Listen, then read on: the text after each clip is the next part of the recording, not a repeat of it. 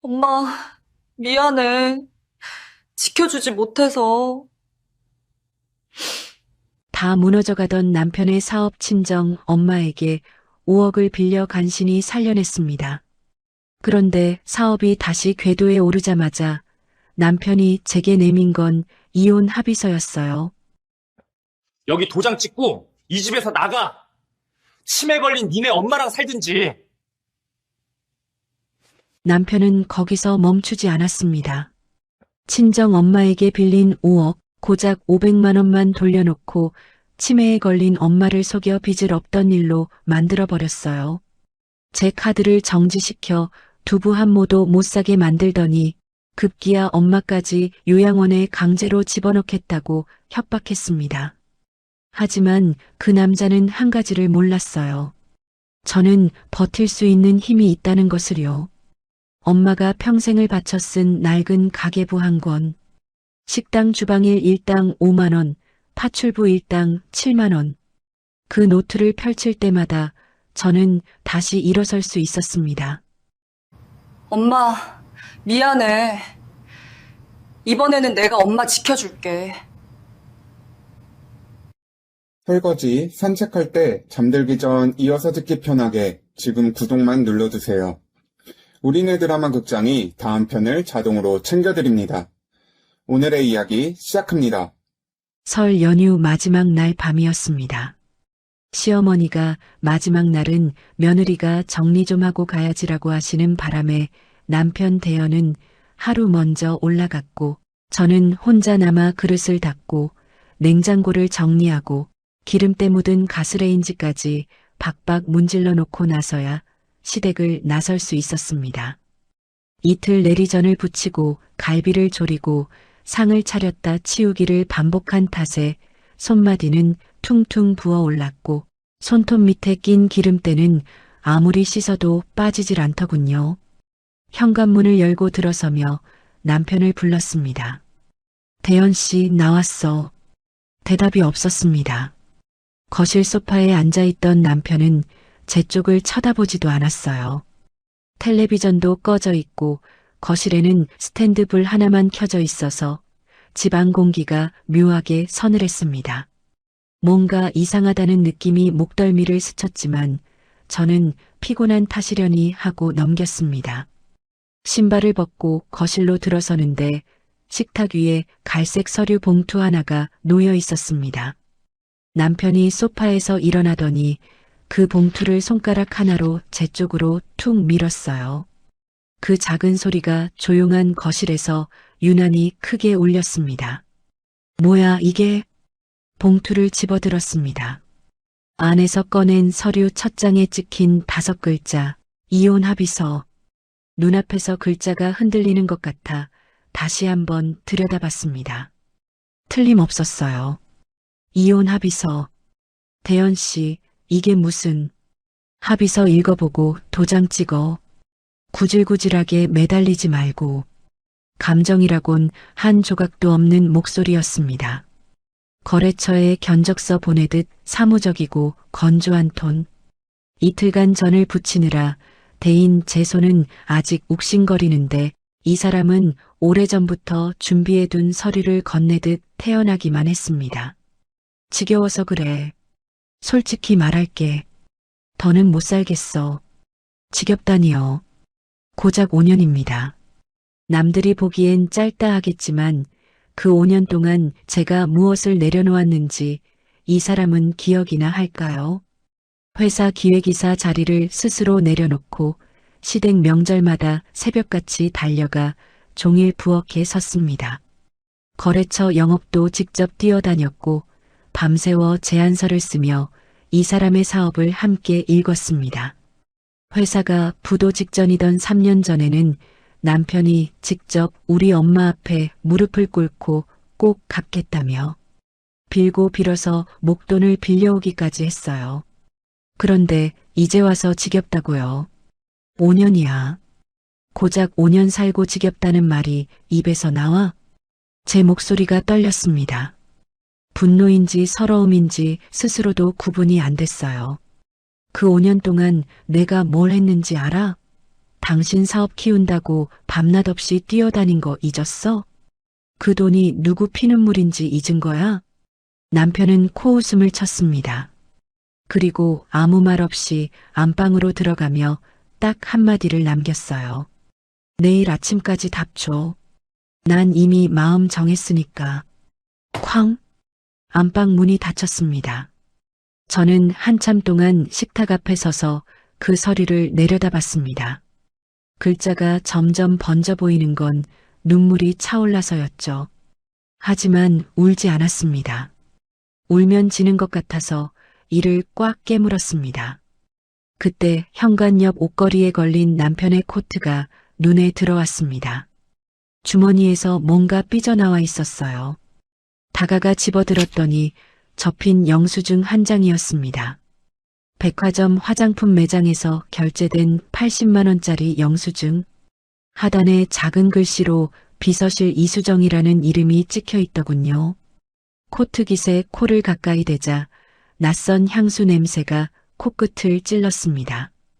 달콤하고 진한, 제가 한 번도 써본 적 없는 향이었습니다. 이틀간 기름 냄새에 절어있던 코가 그 향기를 더욱 선명하게 잡아냈어요. 이 향수 냄새, 당신 거 아니잖아. 영수증을 쥔 손가락에 힘이 들어가 종이가 구겨졌습니다. 지겹다는 게 이 뜻이었구나. 다른 여자가 있었던 거구나. 제가 시댁에서 등이 끊어지도록 전을 붙이고 있을 때 이 사람은 그 여자에게 80만 원짜리 향수를 사주고 있었던 겁니다. 제가 마지막으로 향수를 산 게 언제인지조차 기억나지 않았습니다. 온몸에서 힘이 빠져나갔습니다. 식탁 의자에 주저앉아 멍하니 있는데 문득 거실 서랍장이 눈에 들어왔어요. 저는 자리에서 일어나 그 서랍을 열었습니다. 서랍 깊숙한 곳에 넣어둔 낡은 노트 한 권. 엄마의 가계부였습니다. 표지가 닳아 너덜너덜해진 그 노트를 꺼내 펼쳤습니다. 엄마의 삐뚤빼뚤한 글씨로 빼곡히 적힌 숫자들이 보였어요. 식당 주방일 일당 5만 원, 파출부 일당 7만 원. 그 옆에는 항상 같은 메모가 따라붙어 있었습니다. 가은이 보험료, 가은이 결혼준비. 100원, 200원 단위까지 깎아가며 모은 엄마의 생애가 이 낡은 종이 위에 고스란히 남아 있었어요. 눈물이 뚝 떨어져 가계부 위에 글씨가 번졌습니다. 그 앞에서 무릎 꿇고 간절히 빌던 남편의 얼굴이 떠올랐습니다. 그때 엄마는 한숨을 쉬면서도 결국 도장을 찍어주셨죠. 자식 먹여 살리겠다는 사위를 어찌 외면하겠냐며. 그런데 돌아온 건 이혼 합의서 한 장이라니. 가계부를 가슴에 꼭 안았습니다. 종이에서 나는 오래된 잉크 냄새가 엄마의 굳은 살 박힌 손을 떠올리게 했어요. 연휴 끝나면 엄마 모시고 뜨끈한 추어탕이나 한 그릇 먹으러 가야지. 그 생각뿐이었는데 돌아온 건 따뜻한 말 한마디가 아니라 차가운 종이 쪼가리였습니다. 남들은 35이면 한창 예쁠 나이라고 하는데 제 손은 이미 60 넘은 엄마 손을 닮아 있었습니다. 거칠고 갈라지고 기름때가 박힌 이 손으로 저는 이 집안을 떠받쳤건만 코트에서 풍기던 달콤한 향기가 제 몸의 기름 냄새를 비웃는 것만 같았어요. 창밖으로 차가운 바람이 불어왔습니다. 가계부를 덮으며 조용히 중얼거렸습니다. 엄마 미안해. 내가 꼭 지켜낼게. 그날 밤 저는 잠을 이루지 못했습니다. 안방에서 새어나오는 대연의 고른 숨소리를 들으며 거실 소파에 앉아 가계부를 무릎 위에 올려놓고 있었습니다. 이상하게도 눈물은 더 이상 나오지 않았어요. 대신 가슴 한가운데서 차갑고 단단한 무언가가 자라나고 있었습니다. 그것이 무엇인지는 아직 몰랐지만 한 가지만큼은 분명했습니다. 이 서류에 도장을 찍는 일은 없을 겁니다. 절대로. 밤새 뒤척이다 새벽에 눈을 떴습니다. 소파에서 일어나 세수를 하고 옷을 갈아입었어요. 어제 밤일이 악몽이었길 바랐지만 식탁 위에 그대로 놓인 갈색 봉투가 현실을 확인시켜 주더군요. 남편은 이미 출근한 뒤였습니다. 저도 회사로 향했습니다. 이혼이든 뭐든 일단 회사에 가서 남편과 얼굴을 마주보고 이야기해야겠다고 생각했거든요. 가온 의료기기 사무실 문을 열고 들어서는 순간 공기가 달랐습니다. 평소 같으면 이사님 오셨어요? 하고 인사를 건네던 직원들이 고개를 숙인 채 모니터만 들여다보고 있었어요. 누군가는 저와 눈이 마주치자 황급히 시선을 돌리기까지 했습니다. 이상한 느낌을 안고 제자리로 걸어갔습니다. 그런데 제 책상이 없었습니다. 아니, 정확히 말하면 창가 옆 기획이사 자리에 있어야 할 제 책상이 사무실 구석, 복사기 옆으로 밀려나 있었어요. 책상 위에 올려두었던 서류와 개인 물품은 종이 상자에 대충 담겨 있었고 컴퓨터를 켜보니 비밀번호가 바뀌어 로그인조차 되지 않았습니다. 이게 뭐야? 내 자리가 왜 여기 있어? 아무도 대답하지 않았습니다. 직원들은 서로 눈치만 살피며 고개를 더 깊이 숙였어요. 그 침묵이 오히려 무슨 일이 벌어졌는지를 말해주고 있었습니다.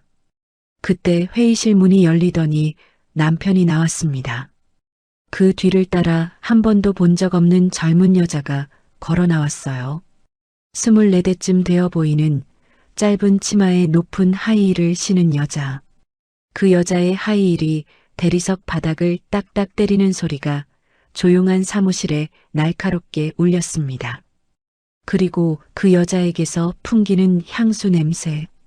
어젯밤 남편의 코트에서 맡았던 바로 그 냄새였습니다. 심장이 쿵 내려앉았습니다. 남편은 직원들 앞에 서더니 사무적인 목소리로 말했습니다. 공지할 사항이 있어. 오늘부터 모든 기획 업무는 이수정 실장이 맡는다. 박가은 씨는 무기한 휴직이야. 박가은 씨. 직원들 앞에서 아내를 성과 이름으로 부르는 그 입이 믿기지 않았습니다. 어제까지 이 회사의 기획이사였던 사람한테 휴직 통보를 이렇게 하는 겁니까?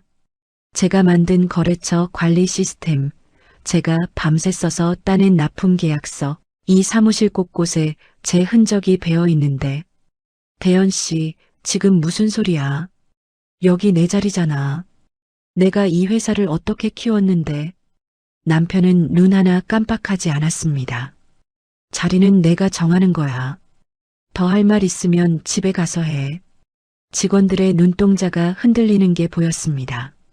저 사람들과 함께 밤새워 제안서를 쓰고 납기일을 맞추려 공장 바닥에서 쪽잠을 자던 기억들이 저만 간직한 환상이었나 싶었어요. 이 사무실의 거래처 파일 하나하나, 납품 일정표, 클레임 대응 매뉴얼까지 전부 제가 만들었습니다. 남편은 바깥에서 골프를 치며 접대하고 안에서 실물을 굴린 건 저였어요. 그런 저를 빛이 없으면 존재하지도 못하는 그림자 취급하다니. 그 옆에서 수정이라는 여자가 한 발짝 앞으로 나서더니 저를 위아래로 훑어보았습니다. 짧은 순간이었지만 그 시선에 담긴 것은 분명한 우월감이었어요.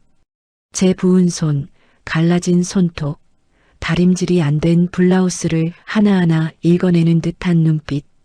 사모님, 아니 박가은 씨. 시대가 변했으면 물러날 때도 알아야죠. 그 목소리가 귓속에서 바늘처럼 꽂혔습니다. 제가 이 회사를 위해 밤을 새던 날, 이 여자는 뭘 하고 있었을까요? 남편의 팔짱을 끼고 백화점을 돌며 80만 원짜리 화장품을 고르고 있었겠죠. 저 여자가 입고 있는 옷, 신고 있는 구두, 전부 제가 이 회사를 키우느라 아끼고 아꼈던 법인카드로 결제했을 거란 생각에 속이 뒤집혔습니다. 주먹이 떨렸습니다. 저 여자의 뺨을 한 대 치면 속이 시원할 것 같았지만 이를 꽉 깨물고 참았습니다. 여기서 소란을 피우면 남편에게 빌미만 주는 겁니다. 기를 쓰고 냉정해져야 했어요. 이 회사가 어떻게 세워졌는지 잊었나 본데. 내가 순순히 나갈 것 같아? 남편의 눈이 차갑게 가늘어졌습니다. 보안팀, 이 사람 밖으로 내쫓아. 이 사람, 5년을 함께 산 아내에게 이 사람이라니. 보안 직원 2명이 다가왔지만 저를 쳐다보지 못하고 머뭇거렸습니다. 이 사람들도 저와 함께 야근하며 컵라면을 나눠 먹던 동료들이었으니까요. 괜찮아요. 제 발로 나갈게요. 종이 상자를 들어 올렸습니다. 그 안에 담긴 제 이름이 적힌 명함, 서류철, 작은 화분. 이것들이 제가 이 회사에서 5년간 쌓아 올린 전부라는 게 초라하기 짝이 없었습니다. 사무실을 나서며 직원들을 한번 돌아봤습니다. 오 팀장이 입술을 꽉 깨물고 고개를 숙이고 있었고 몇몇 여직원들은 눈가가 빨갛게 되어 있었어요. 안타까운 눈빛을 보내면서도 남편의 서슬, 퍼런 기세에 아무도 입을 열지 못하는 모습이 저를 더 비참하게 만들었습니다. 로비로 나오는데 뒤에서 하이힐 소리가 따라왔습니다. 수정이었어요. 엘리베이터 앞에서 저를 불러 세우더니 손톱을 살피는 신용을 하면서 느긋하게 말하더군요. 짐은 잘 챙기셨어요? 빠뜨린 거 있으면 제가 보내드릴까요? 가방 안에서 엄마의 가계부가 손끝에 닿았습니다. 오늘 아침 집을 나서며 무심코 넣어왔던 그 낡은 노트. 거친 표지의 감촉이 제 손바닥을 스치자 흔들리던 마음에 힘이 한 줄기 돌아왔어요. 저는 수정의 얼굴을 똑바로 바라보았습니다. 잘 앉아있어. 그 자리가 언제까지 네 거일지 모르니까. 수정의 얼굴이 순간 굳었습니다. 하지만 저는 더 이상 아무 말도 하지 않았어요. 엘리베이터 문이 닫히는 순간 형광등 불빛 아래서 제 얼굴이 비쳤습니다. 어젯밤 한숨도 못 잔 눈, 기름때가 아직 남은 손. 초라했지만 눈빛만은 죽어있지 않았습니다. 빌딩 밖으로 나오자 겨울바람이 뺨을 때렸습니다. 종이 상자를 가슴에 안고 서서 올려다본 회사 간판에 가온 의료기기라는 글자가 차갑게 빛나고 있었습니다. 남편과 제가 함께 만든 이름인데 이제 그 안에 제 자리는 없다니. 슬퍼서가 아니라 너무 더러워서 가슴이 끓어올랐습니다. 하지만 무너지지 않겠다고 다짐했습니다. 이 회사에 엄마의 돈이 묻혀 있는 한 저는 빈손으로 물러날 수 없으니까요. 회사에서 쫓겨난 뒤 갈 곳이 없었습니다. 집으로 돌아가면 남편과 마주쳐야 하고 친구에게 전화하기엔 창피했어요. 종이 상자를 안은 채 한참을 거리에 서 있다가 결국 발길이 향한 곳은 엄마 집이었습니다. 버스를 2번 갈아타고 도착한 엄마의 작은 아파트. 오래된 동네라 건물은 낡았지만 엄마가 늘 깨끗이 닦아놓은 현관 앞 화분들이 반겨줄 줄 알았습니다. 그런데 현관문 옆에 노란색 종이가 한 장 붙어 있었어요. 경매 개시 결정 통지서. 그 글자가 눈에 들어오는 순간 다리에서 힘이 빠졌습니다. 이게 뭐야? 손이 떨려서 종이를 제대로 잡을 수가 없었습니다. 담보권 실행을 위한 경매. 채무자 김미경. 부동산 소재지. 글자 하나하나가 모처럼 가슴에 박혔어요. 엄마의 집이 경매로 넘어간다니 이게 대체 무슨 일입니까? 현관 비밀번호를 눌렀습니다. 문이 열리자 오래된 파스 냄새가 코끝을 스쳤어요. 엄마 특유의 냄새였습니다. 허리가 안 좋아 늘 파스를 붙이고 다니시던 엄마. 거실에 들어서니 엄마가 소파에 앉아 텔레비전을 보고 있었습니다. 아니, 보고 있는 것 같았지만 화면에 초점이 맞지 않는 눈동자가 허공을 떠돌고 있었어요. 엄마, 어머, 가은아, 왜 이 시간에 왔어? 회사는?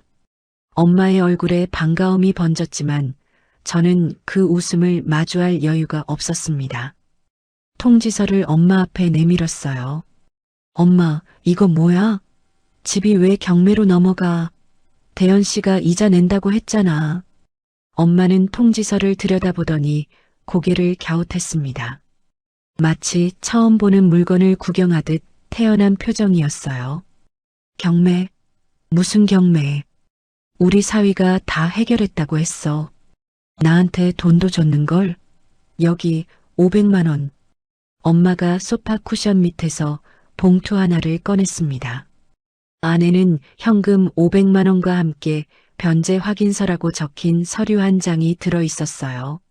서류 하단에는 엄마의 지장이 찍혀 있었습니다. 5억 원의 담보대출을 고작 500만 원으로 변제 완료했다는 내용이었습니다. 눈앞이 하얘졌습니다. 이 서류가 무엇을 뜻하는지 단번에 알아챘어요. 남편이 엄마의 치매를 이용한 겁니다. 기억이 흐릿해진 엄마에게 500만 원을 쥐어주고 지장을 찍게 한 뒤 5억 원짜리 빚을 없었던 일로 만들려 한 거였습니다. 엄마, 이거 사위가 언제 가져왔어? 글쎄, 며칠 전이었나? 아니, 한 달 전이었나? 하여튼 대현이가 왔었어. 장모님 걱정 마시라고 다 갚았다고 그랬어. 엄마는 해맑게 웃고 있었습니다. 그 웃음이 저를 더 미치게 만들었어요. 엄마는 자신이 속았다는 사실조차 모르고 있었습니다. 3년 전 일이 떠올랐습니다. 그때 남편의 회사가 부도 직전이었어요. 거래처에서 대금을 떼이고 직원 월급도 밀리고 사무실 보증금까지 날아갈 위기였죠. 남편은 저와 함께 엄마를 찾아왔습니다. 이 소파 앞에 무릎을 꿇고 이마가 바닥에 닿도록 절을 하며 말했어요. 장모님, 딱 한 번만 살려주십시오. 꼭 갚겠습니다. 제 목숨 걸고 갚겠습니다. 엄마는 한참 동안 말이 없었습니다. 이 집은 엄마가 평생 일해서 장만한 전 재산이었으니까요. 젊은 시절부터 남의 집 살림을 도와주고 식당 주방에서 뜨거운 김을 맞으며 한 푼 두 푼 모아온 돈이 이 집 한 채에 다 들어가 있었습니다. 엄마에게 이 집은 단순한 부동산이 아니라 인생 그 자체였어요. 엄마의 시선이 거실벽에 걸린 액자로 향했습니다. 제가 초등학교 입학할 때 찍은 사진이었죠. 그 사진을 한참 바라보던 엄마가 남편에게 물었어요. 대연아, 이거 못 갚으면 엄마 집 없어지는 거야? 장모님 3개월이면 갚겠습니다. 목숨 걸고요. 남편의 눈에 눈물까지 고여 있었습니다. 그게 연기였다는 걸 그때는 몰랐어요. 엄마는 깊은 한숨을 내쉬더니 자리에서 일어나 서랍에서 도장을 꺼냈습니다. 내 땅 먹여 살리겠다는 사위를 내가 어떻게 외면하겠니? 대신 꼭 갚아야 한다. 약속이야. 남편은 연신 고개를 숙이며 감사합니다를 반복했고 저 역시 엄마 손을 잡고 울었습니다. 그 돈으로 회사는 살아났고 남편의 사업은 다시 궤도에 올랐어요. 그런데 이제 와서 그 은혜를 이렇게 갚는 겁니까? 치매에 걸린 노인을 속여서 5억을 500만 원에 퉁치겠다니. 서류를 쥔 손에 힘이 들어갔습니다. 종이가 구겨지는 소리가 났어요. 찢어버리고 싶었지만 이건 증거였습니다. 남편이 얼마나 비열한 인간인지를 증명해주는 증거. 가슴속에서 끓어오르는 분노를 억지로 눌러 담았습니다. 엄마 앞에서 무너지면 안 됩니다. 엄마가 놀라시면 안 돼요. 하지만 목소리는 제 뜻대로 되지 않았어요. 이 나쁜 사람. 치매 걸린 어르신을 속여서 5억을 500만 원에 퉁치겠다고? 제 목소리가 거실에 울려 퍼졌습니다. 엄마가 놀란 눈으로 저를 바라보았어요. 엄마의 서랍을 더 뒤졌습니다. 서랍 깊숙한 곳에서 또 하나의 낡은 노트가 나왔어요. 이 집에도 가계부가 한 권 더 있었던 겁니다. 가방 속에 있는 것은 제가 시집갈 때 가져온 것이고 이건 그 이전의 기록이었습니다. 표지가 더 누렇게 변색된 이 노트를 펼치자 엄마의 삐뚤빼뚤한 글씨가 빼곡했어요. 가은이 유치원비 3만 원, 가은이 교복값 8만 원, 가은이 대학 등록금 적금 5만 원, 가은이 보약값 2만 원. 줄마다 제 이름이 적혀 있었습니다. 100원, 200원을 아끼며 오로지 딸 하나만 바라보고 살아온 엄마의 생이 이 종이 위에 낱낱이 기록되어 있었어요. 눈물이 주르륵 흘러 가계부 위에 떨어졌습니다. 엄마의 인생을 건 돈을 남편이 삼키려 하고 있다는 사실이 갈비뼈 사이를 비집고 들어오는 칼날처럼 아팠습니다. 페이지를 넘길 때마다 엄마의 손때가 묻은 자국이 남아 있었어요. 이 노트를 쓸 때 엄마는 무슨 생각을 했을까요? 허리가 끊어질 듯 아픈 밤에도 볼펜을 쥐고 숫자를 적으며 오직 딸의 미래 하나만 바라보았을 엄마를 생각하니 숨이 막혔습니다. 가은아, 왜 울어? 울지 마. 엄마가 또 식당 나가면 되지. 우리 딸 기죽지 마. 엄마가 거친 손으로 제 눈물을 닦아주었습니다. 그 손의 감촉이 심장을 찢었어요. 이 손이 설거지를 하고 걸레를 짜고 감자를 깎으며 모은 돈입니다. 엄마는 치매가 와서 기억이 흐려져도 딸이 우는 건 본능적으로 알아보는 거였어요. 저는 엄마를 꼭 끌어안았습니다. 엄마의 등이 예전보다 훨씬 작아져 있었습니다. 뼈만 앙상하게 남은 등을 안으니 코끝이 시큰해졌어요. 엄마, 미안해. 내가 저런 사람을 집에 들여서 내가 다 되찾아올게. 반드시. 가계부를 덮으며 이를 악물었습니다. 가방 속 가계부와 엄마 서랍 속 가계부, 두 권의 노트에 담긴 엄마의 시간을 남편이 휴지 조각처럼 구겨버리게 놔둘 수는 없었습니다.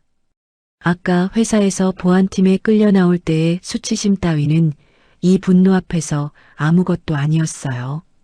엄마 집 창문 너머로 저녁 노을이 지고 있었습니다. 붉은 빛이 거실 바닥에 길게 누워 있었어요. 엄마는 어느새 소파에서 스르르 잠이 들었고 저는 그 옆에 앉아 두 권의 가계부를 무릎 위에 올려놓았습니다. 이 낡은 노트들이 제 손에 있는 한 저는 포기하지 않을 겁니다. 엄마 집에서 하룻밤을 보냈습니다. 아침에 눈을 뜨니 간병인 아주머니가 엄마의 아침 약을 챙기고 계시더군요. 치매가 시작된 뒤로 제가 알아봐서 모셔온 분인데 그나마 이분이 계시니 제가 옆에 없는 날에도 엄마가 밥을 거르지 않는 겁니다. 간병인 아주머니께 엄마를 부탁드리고 밖으로 나왔습니다. 나오기 전에 엄마 이불을 여며드렸는데 엄마가 잠결에 제 손을 꼭 잡으며 중얼거리시더라고요. 가은아, 아침 먹었어? 그 한마디에 또 코끝이 시큰해졌지만 꾹 참았습니다. 엄마에게 부드러운 반찬거리라도 사다 놓고 가야겠다는 생각이었어요. 어제 급하게 올라오느라 아무것도 챙기지 못했거든요. 엄마가 좋아하는 두부랑 계란, 그리고 소화가 잘 되는 죽이라도 사가야겠다 싶어 동네 마트로 향했습니다. 마트에 들어서자 스피커에서 흘러나오는 경쾌한 음악이 묘하게 거슬렸습니다. 세상은 이렇게 밝은데 제 안은 한없이 어두웠으니까요. 장바구니에 두부 한 모, 계란 한 판, 즉석죽 몇 개를 담았습니다. 평소 같으면 아무 생각 없이 카트에 담았을 것들인데 가격표 하나하나가 눈에 박혔어요. 어제까지만 해도 남편 법인카드로 회사 비품을 결제하던 사람이 오늘은 두부 한 모 가격에 망설이고 있다니. 계산대 앞에 섰습니다. 지갑에서 카드를 꺼내 건넸어요. 직원이 카드를 긁더니 고개를 갸웃했습니다. 손님, 이 카드 정지인데요? 다른 거 없으세요? 직원의 목소리가 유난히 크게 들렸습니다. 뒤에 줄 선 사람들의 시선이 제 등에 꽂히는 게 느껴졌어요. 그럴 리가요. 다시 한 번만 긁어봐 주세요. 속삭이듯 말했지만 얼굴은 이미 벌겋게 달아올라 있었습니다. 직원이 다시 긁었지만 결과는 같았어요. 지갑에서 다른 카드를 꺼냈습니다. 생활비 카드, 주유 카드. 하나를 긁을 때마다 직원이 고개를 젓는 횟수가 늘어갔습니다. 전부 정지. 남편 명의로 된 카드가 모조리 멈춰 있었습니다. 아줌마 안 되면 그냥 가요. 뒤에 사람 밀린 거 안 보여? 뒤에 선 손님이 짜증을 냈습니다. 그 목소리에 주변 사람들이 일제히 저를 쳐다봤어요. 어떤 아주머니는 혀를 차며 고개를 돌렸고 옆 계산대에서도 직원들이 슬금슬금 이쪽을 바라보고 있었습니다. 세상의 모든 시선이 저 한 사람에게 쏠린 것 같았어요. 직원은 민망한 표정으로 장바구니를 옆으로 치우기 시작했고 저는 그 자리에 뿌리가 내린 것처럼 서 있었습니다. 발을 떼야 하는데 다리가 움직이지 않았어요. 죄송합니다. 죄송합니다. 고개를 숙이고 계산대를 빠져나왔습니다.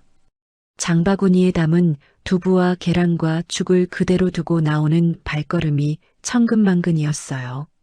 마트를 나서자마자 남편에게 전화를 걸었습니다. 신호가 3번 울린 뒤에야 그 사람이 받았어요. 당신 미쳤어? 카드를 전부 정지시켜? 먹고 살 돈까지 끊으면 어떡하라고. 구걸할 힘 있으면 도장이나 찍어. 그게 너가 살 길이야. 남편의 목소리에는 비웃음이 섞여 있었습니다. 제가 무릎 꿇기를 기다리고 있는 거였어요. 돈줄을 끊어서 제가 자존심을 버리고 도장을 찍게 만들려는 속셈이 훤히 보였습니다. 그 목소리를 끝으로 전화가 끊겼어요. 뚜뚜뚜. 그 기계음이 귓속에서 한참을 울렸습니다. 전화기를 쥔 손이 덜덜 떨렸습니다. 분노인지 비참함인지 아니면 둘 다인지 구분이 되지 않았어요. 마트 앞 주차장을 가로질러 걷는데 아까부터 흐리던 하늘에서 빗방울이 떨어지기 시작했습니다. 우산도 없이 걷다가 발이 무언가에 걸렸어요. 아스팔트의 턱에 발끝이 걸리는 바람에 그대로 앞으로 고꾸라졌습니다. 빗물이 고인 웅덩이에 무릎부터 처박혔어요. 스타킹이 찢어지며 무릎 살같이 벗겨졌고 화끈거리는 통증이 다리를 타고 올라왔습니다. 일어나야 하는데 힘이 없었습니다. 빗물이 바지에 스며들어 축축하게 퍼져나가는 것을 그냥 느끼고만 있었어요. 깨진 무릎보다 더 아픈 건 길바닥에 흩뿌려진 제 자존심이었습니다. 35에 두부 한 모살 돈이 없어서 사람들 앞에서 고개를 숙여야 하다니. 회사 기획안을 쓰고 밤샘 작업을 하며 수십억의 매출을 올렸던 제 손에 지금은 제 명의로 된 돈이 단 10원도 없었습니다. 우리라는 말에 속아 모든 것을 남편 이름으로 돌려놓은 제 어리석음이 독이 되어 돌아온 거였어요. 웅덩이에 비친 제 얼굴이 보였습니다. 비에 젖은 머리카락이 이마에 달라붙어 있고 눈 밑에는 어제 밤새운 자국이 짙게 깔려 있었어요. 초라했습니다. 하지만 그 물 위에 비친 두 눈만큼은 죽어 있지 않았습니다. 가방 속에서 가계부의 모서리가 손끝에 닿았습니다. 거친 표지의 감촉이 엄마의 손을 만지는 것 같았어요. 저는 그 감촉에 힘을 얻어 천천히 일어섰습니다. 무릎에서 피가 빗물에 섞여 흘러내렸지만 아프지 않았습니다. 이런 상처 따위 아플 겨를도 없었습니다. 남편이 저를 굶겨서 무릎 꿇리려 한다면 저는 기어이 살아남아서 그 사람의 발밑을 무너뜨릴 겁니다. 엄마의 돈, 제 커리어, 빼앗긴 것들을 하나도 빠짐없이 되찾아올 겁니다. 비를 맞으며 걷기 시작했습니다. 다리를 절뚝거렸지만 걸음은 멈추지 않았습니다. 마트에서 돌아온 뒤 저는 엄마 집 근처의 허름한 빌라에 방 한 칸을 얻었습니다. 보증금 없이 월세만 내는 가장 싼 방이었어요. 남편이 카드를 전부 정지시킨 마당에 제 통장에 남아있던 얼마 안 되는 돈으로 버텨야 했으니까요. 벽지는 군데군데 들떠 있었고 수도꼭지에서는 녹물이 나왔습니다. 불과 며칠 전까지 남편과 살던 아파트와는 다른 세상이었죠. 그렇게 며칠을 보냈습니다. 엄마 집에 들러 밥을 차려드리고 빌라로 돌아와 이불을 뒤집어 쓰고 누워 있었어요. 머릿속에서는 남편의 비웃음과 수정의 하이힐 소리가 돌아가며 울렸습니다. 뭘 해야 하는지는 알겠는데 어디서부터 시작해야 할지 도무지 감이 잡히지 않았어요. 그러던 어느 비 오는 밤이었습니다. 핸드폰이 울렸어요. 낯선 번호가 아니라 회사에서 함께 일했던 오 팀장의 번호였습니다. 문자 한 통이 와 있더군요. 이사님, 드릴 말씀이 있습니다. 오늘 저녁 8시 댁 근처 카페에서 뵐 수 있을까요? 잠시 망설였습니다. 혹시 남편이 오 팀장을 시켜서 제 동향을 살피려는 건 아닌지 의심이 들었거든요. 하지만 오 팀장은 회사 초창기부터 저와 함께 야근하며 고생했던 사람이었습니다. 그 사람이 남편의 편에 설 사람은 아니었어요. 결국 우산을 들고 빌라를 나섰습니다. 카페 문을 열자 구석 테이블에 오 팀장이 앉아 있었습니다. 그런데 혼자가 아니었어요. 옆에 김대리, 박주임, 그리고 격리 담당인 최 과장까지 4명이 나란히 앉아 있었습니다. 4사람 모두 어깨가 빗물에 젖어 있었어요. 우산이 있었는데도 비를 맞은 건지 아니면 급히 뛰어온 건지. 이사님, 오 팀장이 자리에서 일어났습니다. 그 뒤를 따라 나머지 3사람도 벌떡 일어섰어요. 오 팀장의 눈가가 빨간 걸 보니 울다 온 것 같기도 했습니다. 앉으세요. 다들 왜 이래요? 자리에 앉자 오 팀장이 먼저 입을 열었습니다. 이사님 없으니까 회사가 지옥이에요. 황 대표, 그 인간 미쳤습니다. 오 팀장의 목소리에 울분이 가득했어요. 이야기를 들어보니 제가 나간 뒤 회사가 엉망이 되어가고 있었습니다. 남편은 제가 관리하던 거래처 대응을 수정에게 맡겼는데 수정은 기획 업무는커녕 기본적인 납품 일정조차 파악하지 못하고 있었어요. 거래처에서 클레임이 쏟아졌고 몇몇 핵심 바이어는 계약을 해지하겠다는 통보까지 보내왔다고 했습니다. 김 대리가 한숨을 내쉬며 덧붙였어요.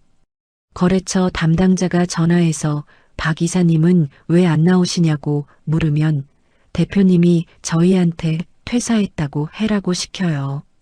저희가 이사님 5년 동안 쌓아놓은 관계를 하루아침에 거짓말로 덮고 있는 거예요. 그뿐만이 아니었습니다. 남편은 직원들에게 수시로 고함을 지르고 보고가 마음에 안 들면 서류를 집어던지기까지 했다고 해요. 제가 있을 때는 감히 그러지 못했던 사람이 저라는 방파제가 사라지자 본색을 드러낸 겁니다. 그것뿐이 아닙니다. 최 과장이 목소리를 낮추며 말했어요.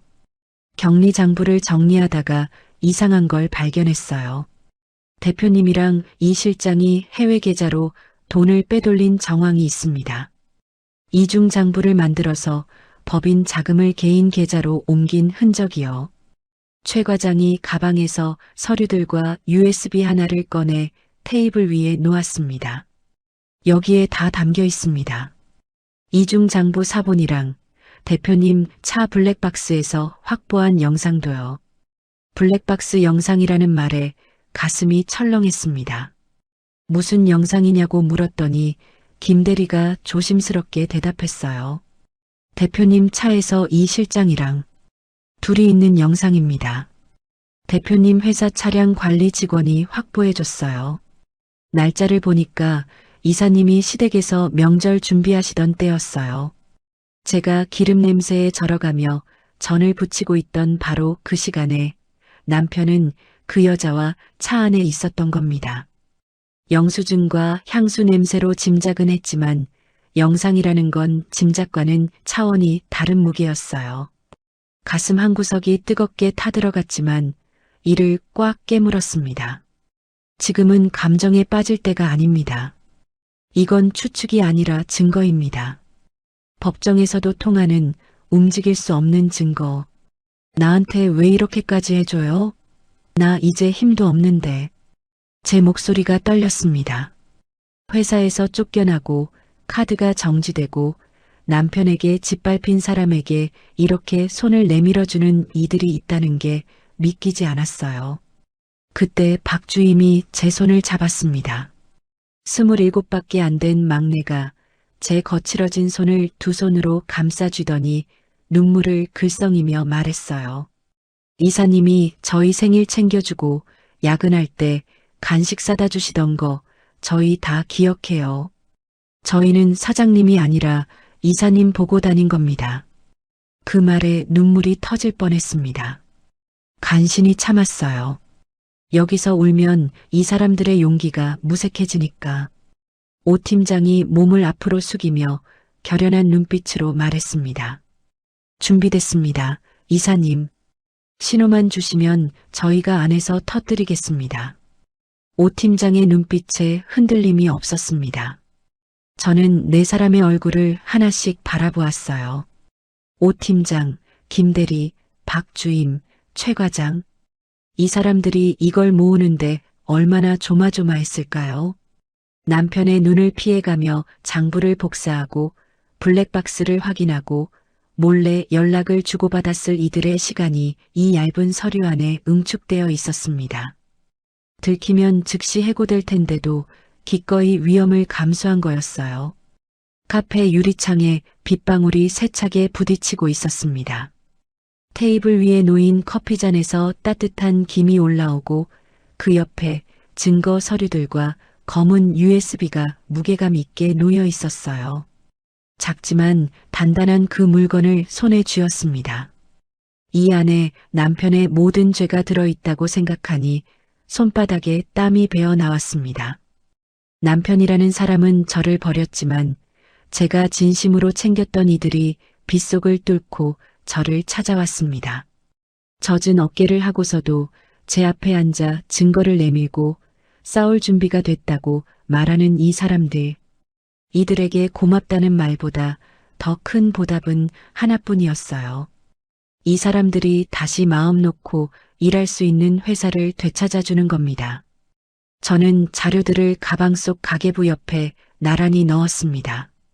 엄마의 시간이 담긴 노트와 남편의 죄가 담긴 장치가 나란히 놓였어요. 이제 칼자루는 제 손에 있습니다. 직원들에게 증거 자료를 받은 뒤 저는 조심스럽게 움직이기 시작했습니다. 변호사를 찾아가 상담을 받고 자료를 정리하고 주주총회를 어떻게 소집할 수 있는지 법적 절차를 알아보았어요. 아직 때가 아니었습니다. 증거가 충분히 모이고 빠져나갈 구멍을 완전히 틀어막은 뒤에 움직여야 했으니까요. 그런데 남편이 먼저 손을 썼습니다. 어느 날 아침 엄마 집에서 나오는데 경찰 2명이 기다리고 있었어요. 업무상 횡령 혐의로 고소가 접수되었으니 조사에 응해달라는 거였습니다. 고소인은 가온 의료기기 대표이사 황대현. 제 남편이었습니다. 경찰서 조사실에 앉았습니다. 딱딱한 철제 의자가 차갑고 머리 위 형광등이 간헐적으로 깜빡거렸어요. 조사관이 서류를 펼치며 물었습니다. 박가은 씨, 재직 기간 중 법인카드로 개인 용도의 결제를 반복한 사실이 있습니까? 서류를 들여다보는 순간 눈을 의심했습니다. 제 이름으로 결제된 법인카드 내역이 빼곡하게 나열되어 있었는데 그중 대부분은 제가 결제한 적 없는 건들이었어요. 백화점 명품 매장, 호텔 레스토랑, 해외 직구. 날짜를 보니 제가 시댁에서 명절 준비를 하고 있던 때도 포함되어 있었습니다. 물리적으로 제가 결제할 수 없는 시간과 장소의 내역이 버젓이 제 이름으로 올라와 있었어요. 이거 전부 조작입니다. 저는 이 결제를 한 적이 없어요. 조사관은 무표정하게 다음 서류를 넘겼습니다. 회사 측에서 제출한 직원 진술서가 있습니다. 박가은 씨가 법인카드를 수시로 개인적으로 사용했다는 내용인데요. 진술서를 보니 남편의 내연녀 수정의 이름이 적혀 있었어요. 그 여자가 거짓 증언을 한 겁니다. 입사한 지 얼마 되지도 않은 사람이 마치 오래 지켜본 것처럼 저의 법인카드 사용을 문제 삼고 있었습니다. 남편이 수정을 시켜서 날짜와 금액까지 맞춰 진술서를 꾸민 거였어요. 내가 횡령을 했다고? 이건 남편이 꾸민 겁니다. 조작된 겁니다. 목소리가 높아졌지만 조사관은 담담하게 받아쳤습니다. 지금은 진술을 받는 겁니다. 반박 자료가 있으면 추후 제출하시면 됩니다. 조사관의 무표정한 얼굴 뒤에서 형광등이 또 깜빡거렸습니다. 이 사람은 누가 진실이고 누가 거짓인지에 관심이 없었어요. 그저 접수된 고소장에 따라 절차를 밟고 있을 뿐이었습니다. 조사실의 철제 의자가 차갑고 천장의 형광등은 계속 불안하게 명멸했어요. 이 방에 앉아 있으니 마치 제가 진짜 범죄자라도 된 것 같은 기분이 들었습니다. 남편 명의의 법인카드로 그 여자에게 80만 원짜리 화장품을 사준 사람은 남편인데 정작 횡령범으로 이 의자에 앉아 있는 건 저라니. 억울함이 목구멍까지 치밀었지만 소리를 지르면 불리해진다는 걸 알기에 주먹만 꽉 쥐고 있었습니다. 조사실을 나왔을 때 다리에 힘이 풀려 복도 의자에 주저앉았습니다. 남편이 선수를 친 겁니다. 제가 증거를 모으고 있다는 걸 어떻게 눈치챘을까요? 아니, 어쩌면 눈치챈 게 아니라 처음부터 계획했던 건지도 모릅니다. 이혼을 요구하고 회사에서 내쫓고 카드를 정지시키고 이제 횡령 누명까지. 하나하나가 제 숨통을 조이는 올감이었어요. 그런데 진짜 공포는 그 다음에 찾아왔습니다. 경찰서를 나와 핸드폰을 확인하니 간병인 아주머니에게서 부재중 전화가 여러 통 와 있었어요. 급히 전화를 걸었더니 아주머니의 목소리가 떨리고 있었습니다. 가은 씨, 큰일 났어요. 조금 전에 낯선 남자 2명이 와서 어머니를 요양원으로 모시겠다고 했어요. 사위분이 보냈다면서요. 심장이 멎는 줄 알았습니다. 요양원이라고요. 엄마를 강제로 시설에 집어넣으려는 겁니까? 간병인 아주머니가 문 앞에서 막아서서 돌려보냈다고 했지만 그들이 또 올 거라고 다음에는 서류를 가지고 오겠다고 했다는 말에 온몸에 소름이 돋았어요. 엄마는 괜찮으시냐고 물었더니 무슨 일인지도 모르고 거실에서 텔레비전을 보고 계시다고 했습니다. 그 말이 더 가슴을 후볐어요. 자기 집이 뺏길 위기인 줄도 모르고 자기가 요양원에 끌려갈 뻔한 줄도 모르는 엄마. 그 직후 남편에게서 전화가 왔습니다. 장모님 치매가 심하시던데 시설 좋은 요양원 예약해놨어. 거기 보내기 싫으면 입 닫고 살아. 남편의 목소리는 느긋했습니다. 자기가 완전히 주도권을 쥐고 있다는 확신에 찬 톤이었어요. 엄마 건드리지 마. 그땐 진짜 내가 무슨 짓 할지 몰라. 뭘 할 건데? 횡령범 주제에? 남편이 웃었습니다. 전화기 너머로 그 비열한 웃음소리가 또렷하게 들렸어요. 협상은 없어. 네가 직원들한테 받은 자료 다 내놔. 그러면 고소 취하하고 장모님도 안 건드릴게.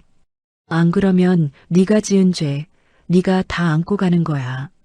저는 전화기를 쥔 채 한참을 서 있었습니다.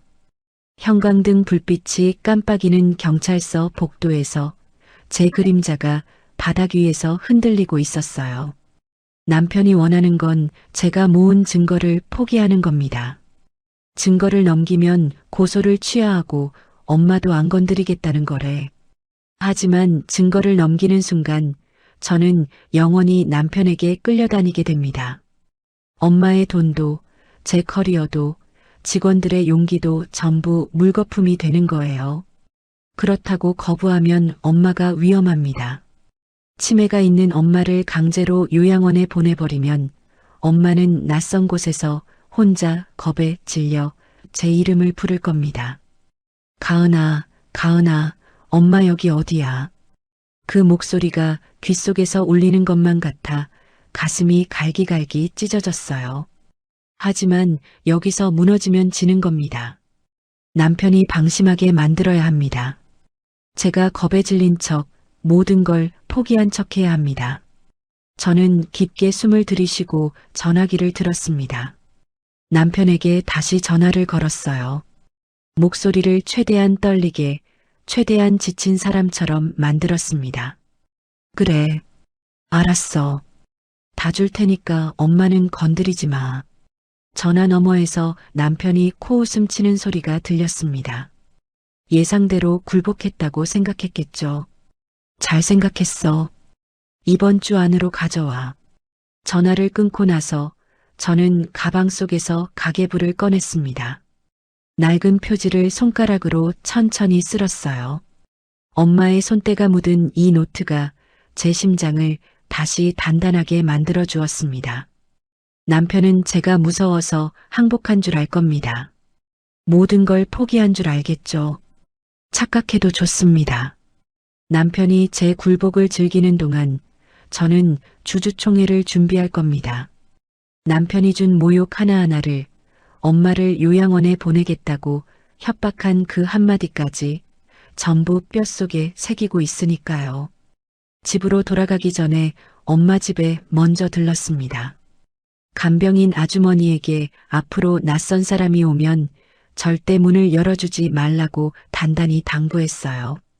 엄마는 거실에서 제가 어릴 때 사진첩을 넘기며 혼잣말을 하고 있었습니다. 우리 가은이 초등학교 때 참 예뻤는데 그 모습을 보는데 이 사람을 요양원에 가둬버리겠다고 협박한 남편이 얼마나 잔인한 인간인지 새삼치가 떨렸어요. 엄마를 요양원에 보내겠다는 그 협박은 남편이 저지른 가장 큰 실수가 될 겁니다. 엄마 이마에 입을 맞추고 나와서 오 팀장에게 문자 한 통을 보냈습니다. 계획대로 갑니다. 주주총회 준비 시작해 주세요. 보내고 나서 핸드폰을 가방에 넣었습니다.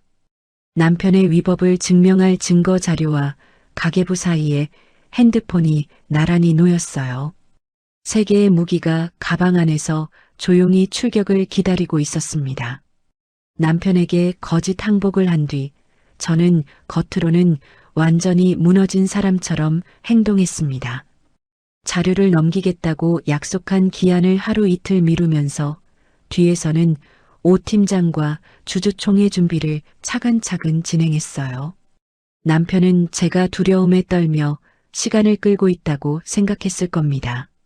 그 착각이 저에게는 가장 큰 무기였죠. 그날도 변호사 사무실에 다녀오는 길이었습니다. 주주총회 소집 절차에 필요한 서류를 확인하고 자료의 법적 유효성을 검토받는 중이었어요. 한두 시간 정도 걸릴 일이라 간병인 아주머니께 엄마를 부탁드리고 나온 거였습니다. 그런데 변호사 사무실을 나오자마자 간병인 아주머니에게서 전화가 왔습니다. 가은 씨, 어머니가 안 계세요. 제가 화장실 간 사이에 나가신 것 같아요. 현관에 신발도 없어요. 피가 머리끝까지 솟구치는 느낌이었습니다. 엄마가 혼자 밖에 나가셨다니. 치매 환자가 혼자 거리에 나서면 무슨 일이 벌어질지 모릅니다. 간병인 아주머니는 동네 주변을 찾아보고 있다고 했지만 저는 직감적으로 한 곳이 떠올랐어요. 가온 의료기기, 남편의 회사. 택시를 잡아 타고 회사로 향했습니다. 제발 아니길 바랐어요. 하지만 회사 건물이 보이기 시작하자 그 앞에 사람들이 모여 있는 게 보였습니다. 웅성거리는 소리가 택시 안까지 들려왔어요. 택시비를 내던지듯 주고 뛰어내렸습니다. 사람들 사이를 헤집고 들어가자 회사 정문 앞에 엄마가 서 있었습니다. 엄마는 골판지에 매직펜으로 직접 쓴 피켓을 양손으로 들어 올리고 있었어요. 삐뚤빼뚤한 글씨로 이렇게 적혀 있었습니다. 내 딸 눈물 닦아내라. 내 집 돌려내라. 글씨가 빗들고 획이 떨리는 게 보였습니다. 엄마의 손이 얼마나 떨렸으면 저렇게 되었을까요? 이놈아, 내 집 내놔. 우리 가은이 길거리에 나앉게 할 수는 없어. 엄마의 목소리가 쉬어 있었습니다. 얼마나 오래 소리를 질렀는지 목이 완전히 갈라져 있었어요. 한낮의 햇볕 아래서 얼굴은 벌겋게 달아올라 있었고 이마에는 땀이 줄줄 흘러내리고 있었습니다. 오래 서 있느라 다리가 후들거리는 게 멀리서도 보였어요. 그런데도 엄마는 그 무거운 판자를 내리지 않았습니다. 점심시간이라 지나다니는 사람이 많았습니다. 회사 직원들도 몇 명밖에 나와 구경하고 있었고 인근 건물에서 나온 사람들이 발길을 멈추고 쳐다보고 있었어요. 핸드폰을 들어 영상을 찍는 사람도 있었고 어떤 아주머니는 어머, 저 할머니 왜 저러셔 하며 안타까운 목소리를 냈습니다.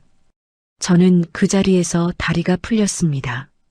엄마, 치매로 기억이 오락가락하는 엄마가 어떻게 이 먼 곳까지 혼자 왔을까요? 버스를 탔을까요? 택시를 탔을까요? 지갑은 챙겼을까요? 정신이 잠깐 돌아온 순간에 모든 걸 떠올린 거였을 겁니다. 딸이 쫓겨나고 집이 경매에 넘어가고 사위라는 인간이 자기를 속였다는 것을. 그래서 이 뜨거운 햇볕 아래 떨리는 손으로 판자를 만들어 여기까지 온 거예요. 치매 속에서도 딸을 지키겠다는 본능만은 살아있었던 겁니다. 그때 회사 정문이 열리더니 남편이 나왔습니다. 양복 차림에 선글라스를 쓴 모습. 그 뒤로 보안 직원 2명이 따라왔어요. 남편은 엄마를 보자마자 얼굴이 일그러졌습니다. 이게 뭐 하는 짓이야? 이 노인네가 어디서 행패야? 남편의 고함이 거리에 울려 퍼졌습니다. 구경하던 사람들이 움찔했어요. 남편은 주변 시선을 의식하면서도 분노를 억누르지 못하는 듯 목소리를 더 높였습니다. 경찰 불러. 이 할머니 정신병원에 넣어야 해. 치매 환자가 돌아다니면 어떡해. 엄마가 남편을 향해 피켓을 더 높이 들었습니다. 팔이 떨리고 있었지만 눈빛만은 또렷했어요. 대연아, 너 사람이 아니야. 우리 가은이한테 어떻게 그럴 수 있어. 내 돈 다 써놓고. 시끄러워. 정신 나간 노인네가. 남편이 성큼 다가가더니 엄마가 들고 있던 피켓을 확 잡아챘습니다. 엄마의 손에서 판자가 빠져나갔어요. 남편은 그 피켓을 바닥에 내팽개치더니 구두발로 짓밟았습니다. 골판지가 접히며 으스러지는 소리가 났어요. 엄마가 삐뚤빼뚤하게 쓴 그 글씨 위를 남편의 구두가 짓밟고 있었습니다. 경비, 이 사람 당장 치워. 보안 직원들이 다가왔습니다. 엄마의 팔을 잡아 끌어내려 했어요. 엄마는 버티려 했지만 65의 마른 몸으로는 역부족이었습니다. 보안 직원의 손에 끌려 비틀거리던 엄마가 바닥에 넘어졌습니다. 무릎이 아스팔트에 부딪히며 둔탁한 소리가 났어요. 아스팔트 바닥에 엄마가 쓰러져 있었습니다. 무릎이 까져 피가 나고 있었고 흰머리카락이 바닥에 흩어져 햇볕에 반사되고 있었어요. 으스러진 피켓 조각이 엄마 옆에 나뒹굴고 있었습니다. 엄마가 정성껏 쓴 글씨가 구두 자국 밑에서 뭉개져 있는 걸 보는데 눈앞이 빨갛게 물들었습니다. 엄마. 뛰어가서 엄마를 안아 일으켰습니다. 엄마의 몸이 가벼웠어요. 너무 가벼웠습니다. 이 작고 마른 몸으로 무거운 피켓을 들고 여기까지 왔다는 게 믿기지 않았어요. 엄마의 얼굴에는 땀과 눈물이 뒤섞여 있었고 까진 무릎에서 피가 스타킹을 적시고 있었습니다. 엄마의 손바닥에도 매직펜 잉크가 묻어 있었어요. 피켓을 만들면서 묻었을 거예요.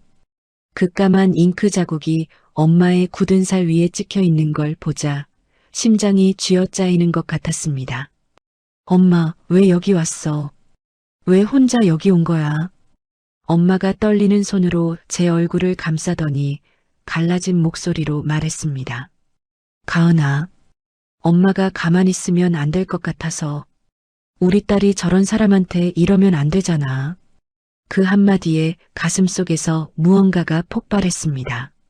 치매로 기억이 흐릿한 엄마가 그 흐릿한 정신으로도 딸이 당하고 있다는 것만은 느꼈던 거예요. 그래서 떨리는 손으로 글씨를 쓰고 늙고 약한 몸을 이끌고 이 뜨거운 아스팔트 위에 선 겁니다. 그런 엄마를 이 남자는 노인네라고 불렀습니다. 정신병원에 넣으라고 했습니다. 피켓을 발로 짓밟았습니다. 바닥에 넘어지게 만들었습니다.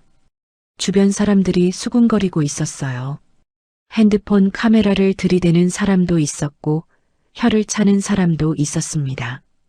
그 모든 시선이 바닥에 쓰러진 엄마 위로 쏟아졌고 그 시선 하나하나가 비수가 되어 제 가슴에 꽂혔습니다. 저는 엄마를 일으켜 세운 뒤 천천히 몸을 돌렸습니다. 남편이 서 있었어요. 양복 소매를 정리하며 짜증스러운 표정을 짓고 있더군요. 박가은, 네 엄마 관리 똑바로 안 해? 이 꼴이 뭐야, 창피하게.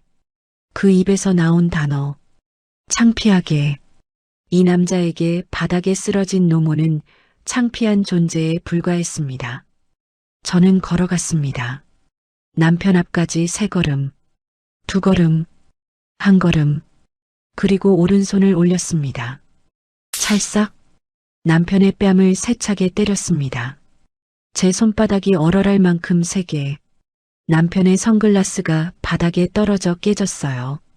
남편이 뺨을 감싸며 제 얼굴을 바라봤습니다. 그 눈에 비친 것은 생전 처음 보는 공포였어요. 지금까지 울기만 하고 고분고분했던 아내가 사람들 앞에서 뺨을 때렸으니까요. 짐승만도 못한 인간아. 오늘로 당신 인생은 끝이야. 제 목소리는 놀라울 만큼 차분했습니다. 분노가 극에 달하면 오히려 고요해진다는 걸 그때 처음 알았어요. 내 손으로 끝장내줄게. 기다려. 남편의 얼굴이 하얗게 질렸습니다. 주변이 순간 조용해졌어요. 구경하던 사람들이 숨을 멈춘 것 같았습니다. 그 정적 속에서 남편의 거친 숨소리만 들렸어요. 남편이 뭔가 말하려고 입을 열었지만 저는 이미 돌아서고 있었습니다. 바닥에 쓰러졌던 엄마를 부축해서 천천히 일으켜 세웠습니다. 엄마의 까진 무릎에서 피가 흐르고 있었지만 먼저 할 일은 이 자리를 벗어나는 거였어요. 지나가던 아주머니가 다가와 괜찮으세요? 도와드릴까요? 하고 물었습니다. 고맙다고 인사하며 택시를 잡았습니다. 엄마를 태우고 문을 닫았어요. 택시가 출발하자 엄마가 제 어깨에 기대었습니다. 아까의 기세는 온데간데 없이 금세 잠이 든 거였어요. 치매 환자가 순간적으로 정신이 또렷해지는 걸 간헐적 명료 현상이라고 하더군요. 그 짧은 시간 동안 엄마는 온 힘을 다 쏟아부은 겁니다. 딸을 지키겠다는 일념 하나로. 엄마의 흰 머리카락에서 땀 냄새가 났습니다. 이 머리카락 한 올 한 올에 맺힌 세월이 얼마인데 평생 고개 숙이며 번 돈을 남편이라는 인간은 발로 짓밟았습니다. 엄마를 노인네라고 치워야 할 물건처럼 취급한 그 입을 저는 평생 잊지 않을 겁니다. 택시 안에서 가방 속 가계부를 꺼냈습니다. 낡은 표지 위에 엄마의 손때가 번들거리고 있었어요. 이 노트를 만질 때마다 결심이 단단해졌지만 오늘은 달랐습니다. 눈물도 없고 떨림도 없었어요. 남은 것은 오직 하나, 차갑게 식은 결의뿐이었습니다. 엄마가 이 노트에 적었던 숫자들, 5만 원, 7만 원, 그 작은 돈들이 모여 남편의 사업을 살렸는데 그 남편은 그 돈의 주인을 바닥에 내팽개쳤습니다. 용서할 수 없었습니다. 가계부를 덮으며 중얼거렸습니다. 엄마, 다시는 이런 일 없을 거야. 내가 끝낼게. 오늘 이 아스팔트 위에서 저는 달라졌습니다. 울고만 있던 박가은은 죽었습니다. 이제부터는 엄마의 인생을 되찾아올 때까지 단 한 발짝도 물러서지 않을 겁니다. 주주총회 당일 아침, 저는 엄마의 가계부를 가방에 넣으며 거울을 봤습니다. 며칠 전 남편의 뺨을 때렸던 그 손으로 오늘은 서류를 들 겁니다. 떨리지 않았어요. 아니, 정확히 말하면 떨림을 넘어선 상태였습니다. 오 팀장에게서 아침 일찍 연락이 왔습니다. 주주총회장 준비가 완료됐다는 내용이었어요. 프로젝터 점검, 자료 배포 준비, 그리고 제가 직접 요청한 한 가지, 경찰에 넣어둔 고발장 접수 확인까지 모든 것이 제자리에 놓여 있었습니다. 회사 건물 앞에 도착했을 때 오 팀장과 직원 3명이 로비에서 기다리고 있었습니다. 긴장된 표정이면서도 눈빛만은 단단했어요. 이 사람들이 몇 주 동안 밤잠을 줄여가며 모은 자료가 제 가방 안에 그리고 총회장 안에 준비되어 있었습니다. 이사님, 다 됐습니다. 오 팀장이 고개를 끄덕였습니다. 저는 심호흡을 한 번 하고 엘리베이터에 올랐어요. 총회장 문 앞에서 잠시 멈췄습니다. 안에서 남편의 목소리가 들렸어요. 자신만만한 톤이었습니다. 아마 제가 자료를 넘기겠다고 한 걸 믿고 안심하고 있겠죠. 오늘 총회에서 저를 완전히 쫓아내고 회사를 독차지할 생각일 겁니다. 문을 열었습니다. 회의실 안에 주주 6명이 테이블에 앉아 있었고 남편은 맨 앞 단상에 서서 서류를 넘기고 있었어요. 제가 들어서자 남편이 고개를 돌렸습니다.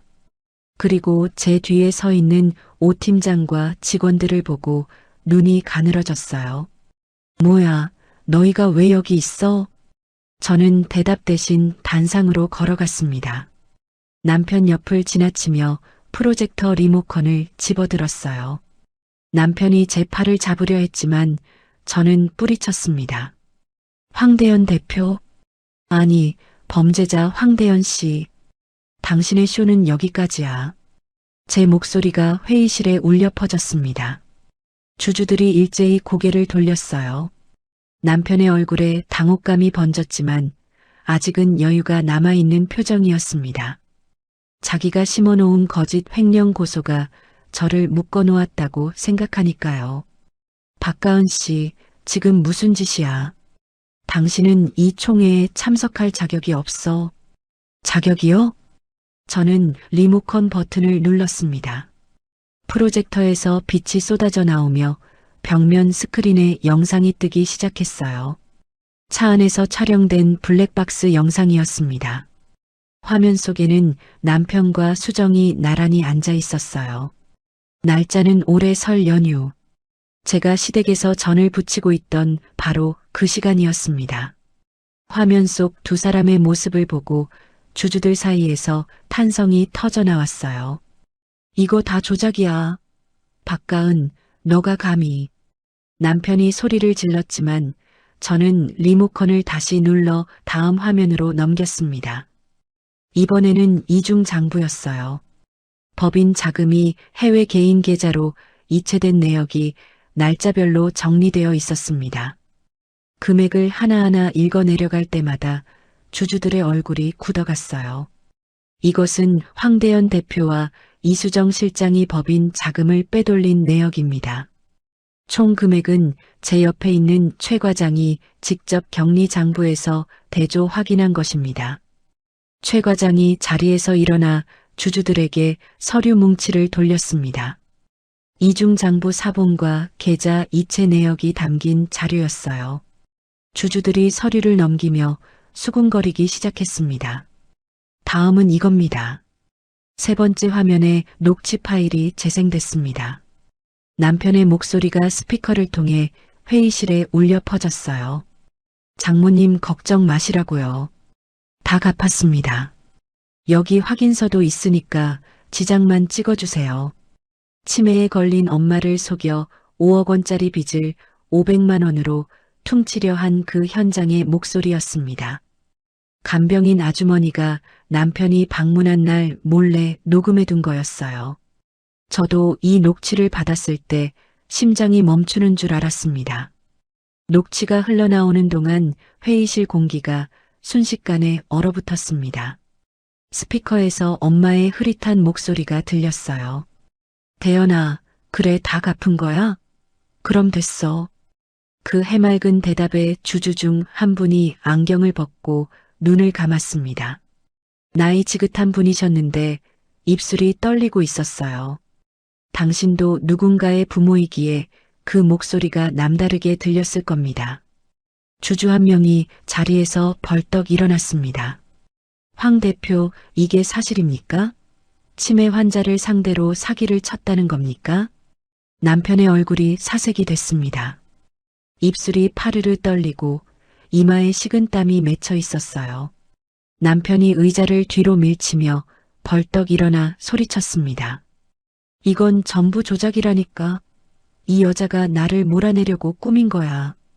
남편이 프로젝터 쪽으로 달려가 전원을 끄려 했습니다. 하지만 오 팀장이 앞을 막아섰어요. 남편이 오 팀장을 밀쳤지만 김 대리와 박 주임이 양옆에서 남편의 팔을 잡았습니다. 그토록 자신이 하찮게 여기던 직원들에게 제지당하는 남편의 모습이 참으로 가관이었어요. 그때 회의실 뒷문이 열리며 수정이 들어왔습니다. 얼굴이 하얗게 질려 있었어요. 수정은 남편을 보지 않고 곧장 주주들 앞에 섰습니다. 사실 대표님이 다 시킨 겁니다. 저도 협박당한 거예요.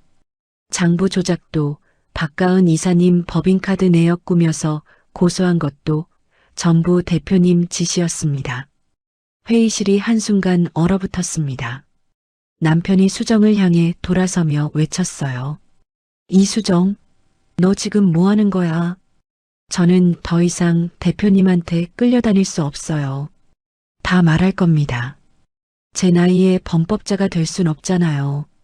수정의 목소리가 떨리고 있었지만 입은 멈추지 않았습니다. 해외 계좌의 비밀번호를 공유한 경위, 법인카드로 개인 물품을 구매한 목록, 심지어 가은의 법인카드 내역을 조작해 횡령 누명을 씌운 구체적인 방법까지 하나씩 쏟아냈어요. 자기 안위를 위해 남편을 버린 겁니다. 남편이 그토록 아꼈던 내연녀가 사람들 앞에서 그를 가리키며 모든 죄를 쏟아내는 모습, 악인들끼리의 자멸이었습니다. 주주들이 일제히 남편에게 비난을 퍼부었습니다. 이게 우리가 투자한 회사의 대표라는 겁니까? 당장 해임시켜야 합니다. 경찰에 신고해야 해요. 고함과 야유가 뒤섞인 회의실에서 저는 가방에서 가계부를 꺼냈습니다.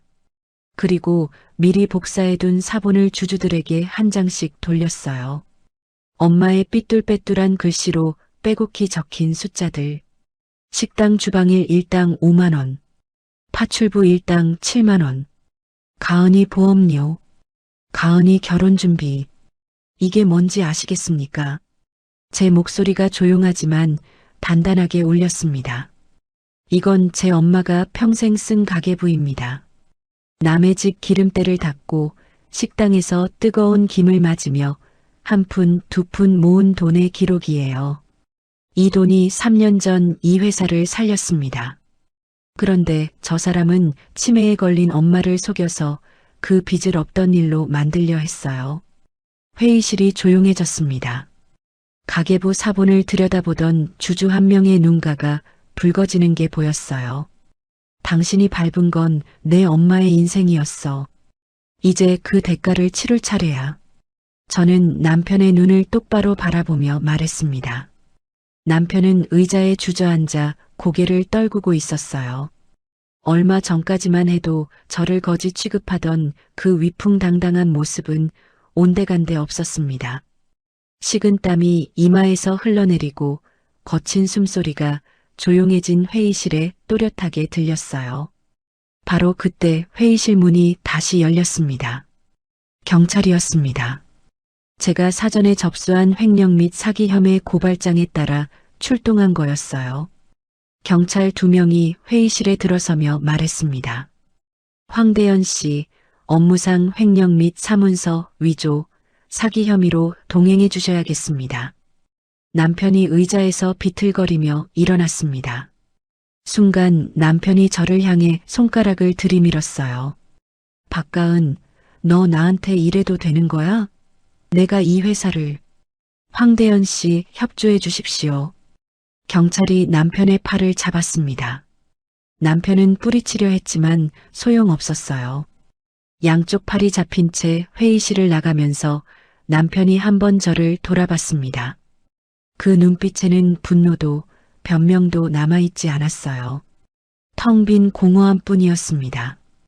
불과 며칠 전까지 저를 거지 취급하고 엄마를 노인네라 부르며 바닥에 넘어뜨리던 사람의 최후가 이것이었습니다. 회의실 문이 닫혔습니다.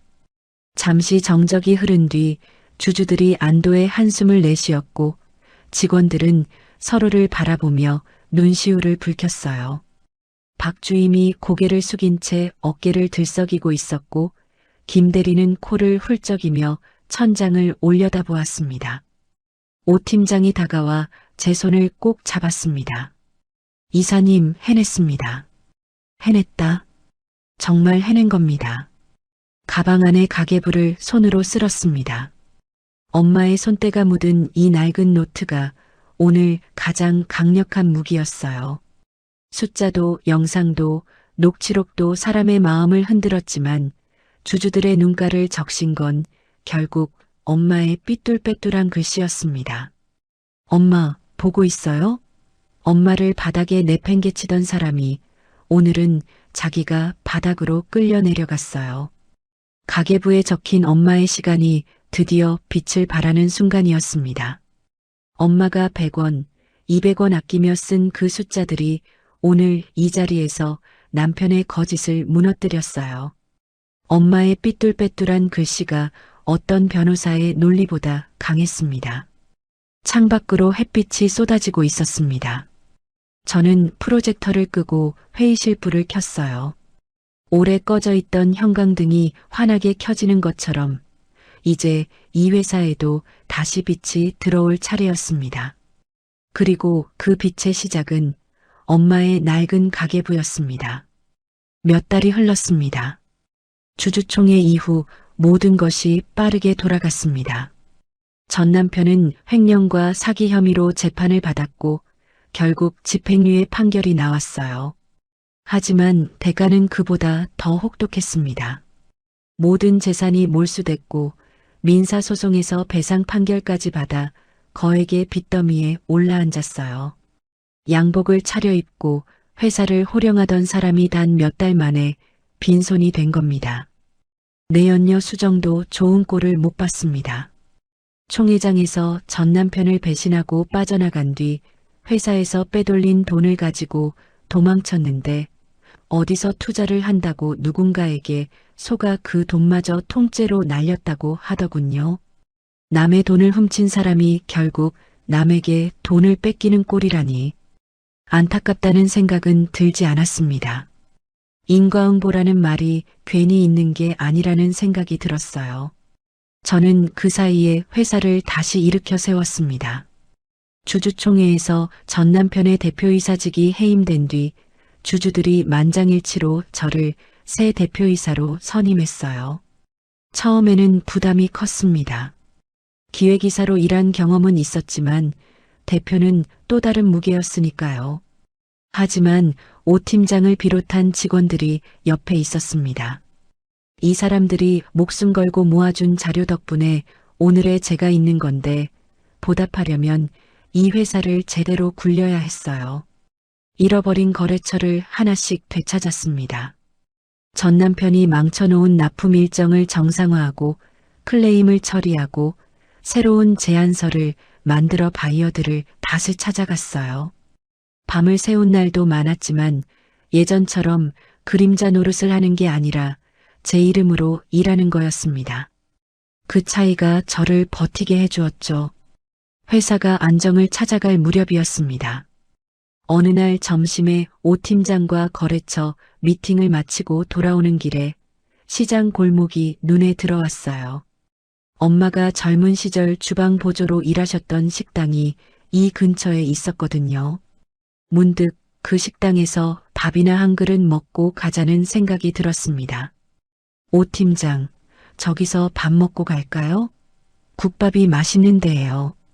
30년 넘게 장사하는 곳이거든요. 허름하지만 손님이 꽤 있는 식당이었습니다. 안쪽 테이블에 앉아 메뉴를 보고 있는데 주방 쪽에서 고함 소리가 들렸어요. 아, 똑바로 안 닦아? 그릇에 고춧가루 남은 거 안 보여. 이것도 제대로 못하면서 어디서 일하겠다고 와. 그 뒤를 이어 작고 쪼그라든 목소리가 들렸습니다. 죄송합니다. 금방 다시 하겠습니다. 숟가락을 들다가 손이 멈췄습니다. 그 목소리, 분명히 들어본 목소리였어요. 저도 모르게 주방 쪽으로 고개를 돌렸습니다. 싱크대 앞에 한 남자가 서 있었습니다. 구부정한 등, 다해진 고무장갑을 낀 손, 앞치마에 기름때가 잔뜩 묻어 있었어요. 식당 주인이 뒤에서 한 대 치니까 고개를 푹 숙이며 연신 그릇을 문지르고 있었습니다. 그 뒷모습을 보는 순간 심장이 멈추는 것 같았어요. 황대현, 전 남편이었습니다. 몇 달 전까지 양복을 차려입고 선글라스를 쓰며 직원들에게 고함을 지르던 그 사람이 지금 이 허름한 식당에서 고무장갑을 끼고 설거지를 하고 있었습니다. 엄마가 젊은 시절 일했던 바로 그 자리에서 세상에 이런 우연이 있을까요? 자세히 보니 더 처참했습니다. 고무장갑은 여기저기 구멍이 나 있었고 머리카락은 기름기에 절어 이마에 달라붙어 있었어요. 식당 주인이 또 뒤에서 호통을 쳤습니다. 밥그릇은 안쪽까지 닦으라니까. 손님이 밥풀 묻은 그릇에 밥 먹게 할 거야? 네. 다시 하겠습니다. 전 남편의 목소리는 완전히 쪼그라들어 있었어요. 주인 앞에서 연신 허리를 굽히는 그 모습이 엄마가 평생 해온 것과 똑같았습니다. 비릿한 개수구 냄새가 주방에서 흘러나왔어요. 그 냄새 속에서 전 남편은 연신 그릇을 문지르고 있었습니다. 오 팀장도 알아본 모양이었어요. 눈이 휘둥그레진 채 저를 바라봤지만 저는 손짓으로 조용히 하라고 했습니다. 그리고 천천히 자리에서 일어났어요. 주방 쪽으로 걸어가자 전 남편이 고개를 들었습니다. 그리고 저를 보는 순간 얼굴이 하얗게 질렸어요. 기름때 묻은 앞치마를 움켜쥐더니 고개를 돌려 얼굴을 가리려 했습니다. 하지만 이미 늦었죠. 황대현 씨, 여기서 보니까 참 반갑네. 저는 또박또박 말했습니다. 전 남편의 어깨가 움찔했어요. 우리 엄마가 하던 일이라 잘할 줄 알았는데 그릇에 고춧가루가 남았다니 아직 멀었네. 전 남편이 천천히 고개를 돌려 저를 바라봤습니다. 그 눈에는 예전의 오만함도 비열함도 남아있지 않았어요. 쪼그라든 눈동자에 비참함만이 가득했습니다. 전 남편이 고무장갑을 벗으며 제 앞으로 다가왔어요. 그리고는 허리를 굽히더니 떨리는 목소리로 말했습니다. 가은아, 내가 잘못했어. 제발 한 번만 살려줘. 나 이렇게는 못 살아. 전 남편의 눈가가 벌겋게 되어 있었습니다. 고무장갑을 벗은 손은 물에 불어 허옇게 부풀어 있었어요. 예전에 골프채를 쥐고 법인카드를 긁고 이혼 합의서를 식탁 위에 툭 던지던 바로 그 손이었습니다. 그 손이 이제 설거지물에 절어 있었어요. 그 모습을 내려다보았습니다. 3년 전 엄마 집 소파 앞에서 무릎을 꿇고 장모님 한 번만 살려주십시오라고 빌던 모습이 겹쳐 보였어요. 그때는 그 연기에 속아 엄마의 전 재산을 넘겼고 엄마의 집은 경매에 넘어갈 뻔했습니다. 이제 그 입에서 또다시 살려달라는 말이 나오고 있었습니다. 하지만 이번에는 연기가 아니었어요. 진짜로 바닥에 떨어진 사람의 목소리였습니다. 살려달라고? 저는 한 발짝 뒤로 물러나며 말했습니다. 우리 엄마가 집 뺏길 때 당신한테 했던 말이네. 똑같이 느껴봐. 전 남편의 손이 허공을 잡았습니다. 제 옷자락이라도 붙잡으려 했겠지만 저는 이미 돌아서고 있었어요. 발을 빼는 순간 고무장갑에서 떨어진 기름진 물방울이 바닥에 떨어졌습니다. 식당을 나오며 한 번도 뒤를 돌아보지 않았습니다. 뒤에서 전 남편이 뭔가 말하는 소리가 들렸지만 귀에 담지 않았어요. 오 팀장이 옆에서 조용히 따라왔습니다. 한참을 걷다가 오 팀장이 말했습니다. 이사님, 괜찮으세요? 괜찮아요. 정말 괜찮았습니다. 통쾌함도 슬픔도 분노도 아니었어요. 그냥 고요했습니다. 엄마가 수십 년 동안 서 있던 그 뜨거운 싱크대 앞에 이제 저 사람이 서 있구나. 고무장갑 너머로 느껴지는 기름진 설거지물, 허리가 끊어질 듯한 통증, 주인의 호통. 엄마를 노인네라고 부르며 바닥에 넘어뜨리던 사람이 이제 접시 하나 깨뜨릴까봐 전전긍긍하고 있었습니다. 5억을 500만 원으로 퉁치려던 그 비열한 머리가 이제는 그릇에 고춧가루 자국에 벌벌 떠는 꼴이라니. 가방 속에서 가계부의 모서리가 손끝에 닿았습니다. 이 노트에 기록된 엄마의 노동이 어떤 것이었는지 이제 전 남편은 온몸으로 배우고 있을 겁니다. 용서할 생각은 추호도 없었습니다. 다만 저 사람이 그 싱크대 앞에서 엄마가 얼마나 대단한 사람이었는지 뼈저리게 깨닫길 바랄 뿐이었어요. 시장 골목을 빠져나오자 바깥 공기가 상쾌했습니다. 하늘이 맑더군요. 저는 핸드폰을 꺼내 엄마에게 전화를 걸었습니다. 엄마, 나야. 오늘 저녁에 갈게. 뭐 먹고 싶은 거 있어? 봄이 왔습니다. 엄마의 집 경매는 취소됐고 등기부에는 다시 김미경이라는 이름이 올라갔습니다. 서류를 받아든 날 저는 한참을 그 종이만 들여다봤어요. 세 글자가 이렇게 무겁고 아름다운 줄 몰랐습니다. 오후 햇살이 거실 창으로 쏟아지고 있었습니다. 엄마와 나란히 소파에 앉았어요. 엄마의 손을 잡고 등기부 등본을 펼쳐 보여주었습니다. 엄마, 이거 봐. 이제 이 집 진짜 엄마 거야. 아무도 못 빼서. 엄마가 서류를 들여다봤습니다. 한참을 보더니 고개를 갸웃했어요. 이게 뭐야? 엄마 집이 어디 갔었어? 가슴이 먹먹했습니다. 엄마는 이 집이 경매에 넘어갈 뻔했던 것도 전 남편이 엄마를 속여 돈을 가로챈 것도 기억하지 못합니다. 회사 앞에서 피켓을 들고 목이 쉬도록 소리 지르던 그날도 아스팔트 위에 넘어져 무릎이 까졌던 것도 그 모든 게 엄마의 기억 속에서 안개처럼 사라져버렸어요. 하지만 이상하게도 그게 꼭 슬프지만은 않았습니다. 엄마가 겪었던 그 끔찍한 일들을 기억하지 못한다는 건 어쩌면 하늘이 엄마에게 준 마지막 자비일지도 모르니까요. 어디 가긴. 계속 여기 있었어, 엄마. 앞으로도 쭉. 엄마가 해맑게 웃었습니다. 그 웃음을 볼 때마다 저는 제가 왜 싸웠는지를 다시 한번 확인합니다. 가방에서 가계부를 꺼냈습니다. 이 낡은 노트를 얼마나 많이 만졌는지 표지 모서리가 더 달아 있었어요. 마지막 빈 페이지를 펼치고 볼펜을 들었습니다. 엄마가 평생 숫자를 적어온 이 노트의 마지막 장에 제가 한 줄을 보탰어요. 엄마의 집을 지켰습니다. 그리고 제 삶도 지켰습니다. 쓰고 나서 글씨를 바라봤습니다.